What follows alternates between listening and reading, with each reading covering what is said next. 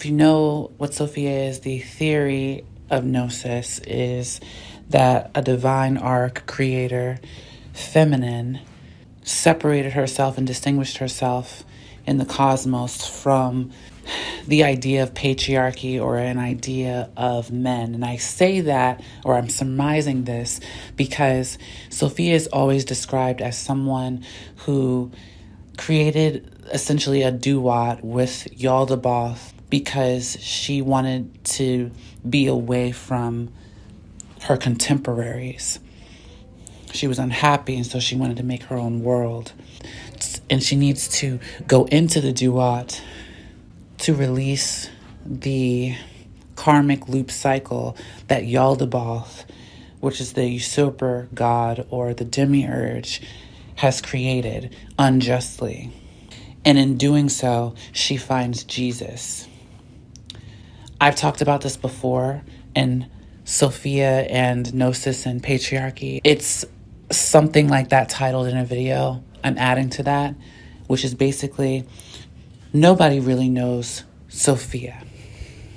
You want to know who Sophia is? You want the gnosis of Sophia? Sophia is divine consciousness. Okay, I've talked about this in another video. It's divine consciousness. It is the representation of how consciousness wanted to, and the universe worked with consciousness in order to create space and time and a form, matter, where they can exist. It's not a she, because she was not a concept. Just like he was not a concept, just like woman was not a concept. They had a womb, but there was no idea of how someone with a womb should behave, quote unquote. Do you understand what I'm saying? Because this womb being was the first. Source consciousness worked with the universe to have a representation and amalgamation, and it was a melanated giant. You do not know the gnosis of Sophia and why that was created. Consciousness wanted to experience love and not be alone. And what you call Sophia, I call divine consciousness, and I understand it as the first being in this dome and in our reality in three-dimensional space was the first. And they did not come into reality to escape communion and community. They came into reality because they were the only consciousness that they've known. And they came into reality to experience love. They came into reality so that they were not alone.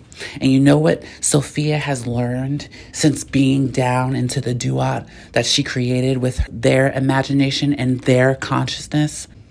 Sophia has learned that maybe solitude was the only way. People like to say, everyone needs somebody, and that is just such a lie and a crutch. It's a lie. That's not true.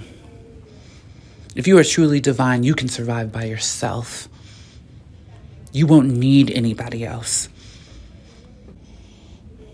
People say that so that they can stay in patterns and pathology of traumatic relationships that aren't bringing growth because they're too afraid to go down the path that is very hard to see themselves, because then they'd have to face every choice that they've made in their material life that was invalid and unjust. And most people can't look in the mirror. What you'll find as a true divine being, I think, is that the inception of your life and who has amalgamated and intruded upon it would be better without them. If you could just breathe air and use food as a source to cure ailments, you eat this tree or eat this plant or drink this water from this spring and it cures this sadness or this loneliness, you could probably live by yourself. And if you feel like you can't, then you have a lot of work to do.